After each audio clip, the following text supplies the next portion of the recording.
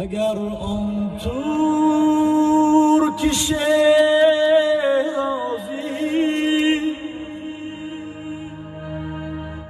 به دست دارد دلی ما را، دلی ما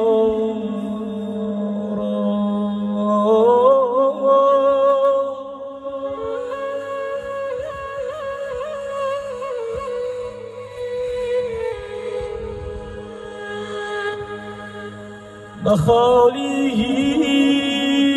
هندویش بخشم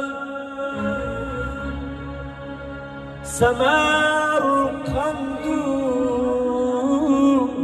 بخارا